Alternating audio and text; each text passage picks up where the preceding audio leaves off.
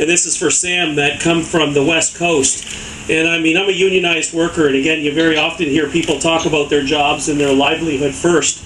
And I just want to share a quick little story about a Homer Stevenson, who was a union leader in British Columbia. And this was probably some 30, 40 years back. They were talking about the seal hunt on the West Coast. And there was an important vote taking place as far as, you know, should they go and kill the seals? And the union leader actually stood before the members, and what the fear was that the seals were killing off the fish. The seals were killing off the fish. So you needed to go out and kill the seals.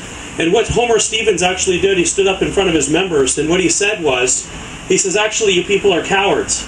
He says, because going back 200 years ago, he says, the oceans were full of salmon, full of salmon, full of salmon. But the difference between what we have here today and what we had 200 years ago is now we have Dow Chemical. We have the pulp and paper mills. We have this, and we're polluting the oceans, and that's what's killing the fish. So instead of going on and taking on these corporations that are polluting the waters, you're choosing to kill the seals. And at that meeting some 40 years ago, what they did was they took a motion to end the seal hunt on the West Coast. So today, on the West Coast, there's no seal hunt, but on the East Coast, we do have the seal hunt. So I think it's very important that we actually try to find the root cause of what's happening with our environment, and not dividing ourselves against ourselves, and starting to plan a future that's important to all of us.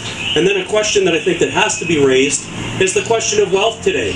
At a time, our world is producing more wealth than ever before, but when we look around us, they're telling us we should expect less. We should expect less, a less clean environment. There's less jobs, less public transportation. So I think, again, these are the important questions that young people have to raise. And I thought that your point today about young people have power is so important. So it goes back to your point.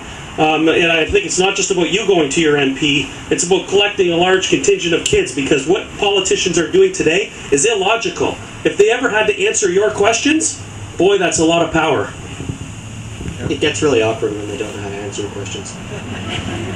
I had a passing question about lobbying. How about letting someone... Is there someone else's question? I have one question. Who's got the mic? 1 second, we're right here first. Microphone.